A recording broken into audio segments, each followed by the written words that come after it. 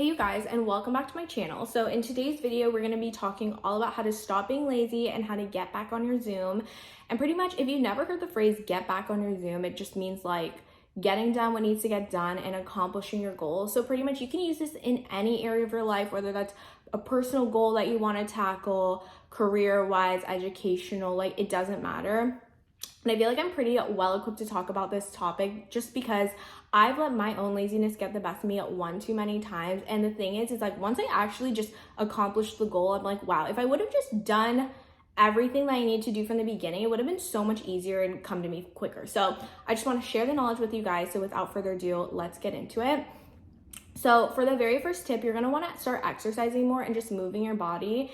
And a lot of times you think like, oh yeah, like if I exercise, like that takes up energy and whatever. So you feel like you'd be like more tired after. But honestly, every single time I like start to move my body, I just feel absolutely amazing. Even if before the workout and whatever, I'm like, oh my God, I'm dreading it. But just like the release of endorphins and just getting outside or like going to the gym or whatever, just like boosts my confidence.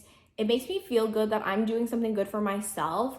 And it just gives me a lot of mental clarity. Even if it's just going on a walk or like doing Pilates, it just makes the world of a difference. Like honestly, during the pandemic when like everything was shut down, like that's when I was working out the least and I felt my absolute worst. And just one other thing about exercising and all of that is like when you actually are consistent with it and you kind of just like find what actually works for you, because honestly, the workout that works for one person is not always going to be what works for someone else. But when you do find what works for you, like you're going to start to see your body also transform as well. And when you are looking your best, you will have the confidence to tackle any goal possible. So now for tip number 2, you're going to want to create a solid daily routine. This is really important because you're just going to find that you have so much more control and stability in your life, especially when you implement just certain non-negotiables that like, these are things that I'm going to do every day for myself as part of my routine, and allocate time to just like self-care, your work, and even relaxing. Yes, relaxing is important as well. You are going to see such a change in your life. And another thing about building a routine that's really good for just attracting success is just the fact that you're staying consistent with something, especially when you don't have like a routine that you can do every day. Like that's when I like really start to slack off. Watching this and you currently don't have a routine or anything that you do every day, don't try to create like a laundry list of things to do. Like just start with a couple things, like maybe 2 or 3 things that you'll do every day that you can just master, that you know like, okay, I'm doing this every day and like it's possible for me to be consistent. Then you can start adding more things and eventually you're just going to become so efficient that it's going to be insane. So now for tip number 3, this is a seemingly self-explanatory one, but you're going to want to start fueling your body with healthier foods. Obviously, like if you're just eating junk all the time, like you're just gonna feel sluggish and lazy. That always happens to me. Even if it tastes good in the moment and it's exciting, like, oh my God, like I want like my little Chick-fil-A sandwich and fries and stuff like that, which is fine to eat every once in a while. But like if you're eating like junk food and processed stuff all the time, like it just makes you feel so sluggish. It's the worst feeling ever. But like honestly, when you start eating healthy and even just like making it fun, like trying new recipes, like there's a million recipes on like TikTok and online in general for like healthy meals that you can make at home. It just becomes more fun.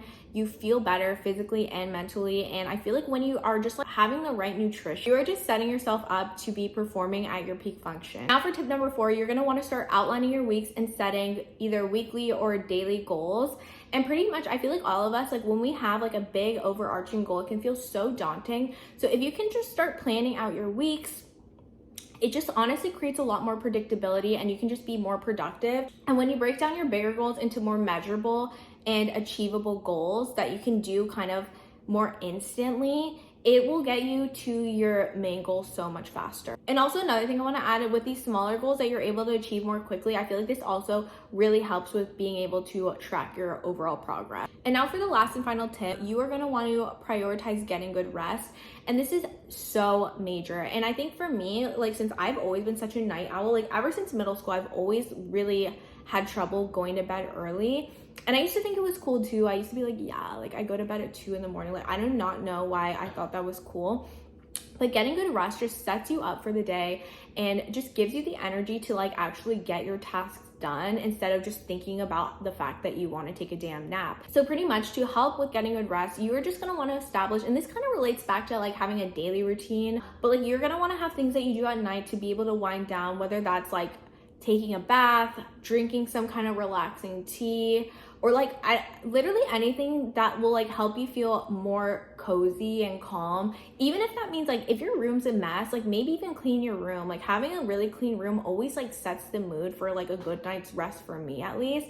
So just try different things and see if it works. Like, and honestly, a funny thing is like I always see these like new moms like on TikTok or whatever, they're always talking about like sleep training your baby, or like their baby rather. So like they're like on a schedule, so they go to bed at the same time every night, but like low-key, like as fucking adults, like we need to do the same damn thing so like we can be on our own schedule. And one last thing about this is also, if you have a major addiction to your phone, which honestly I do, it's bad, you're gonna want to set a time every night that you just say, at so-and-so time, like I am no longer going to use my phone. Even if you are not tired at all and you have the urge like to scroll or whatever, you need to be very, very strict on this, because honestly, there's been so many times where I will go to bed and it's like 9:30. Like I'm in bed and I'm like ready to put on a show. For me, like having the TV on at night actually doesn't affect my sleep. I know it might for others, but for me personally, like I can have a show and fall asleep to that. But the problem is I'll get in bed, and before I like turn on the TV to like have my relaxing show to go to sleep, I will be like, you know what, I'm just gonna quickly scroll on TikTok, and before you know it, it's freaking 1 in the damn morning and I've been on TikTok for 3 hours.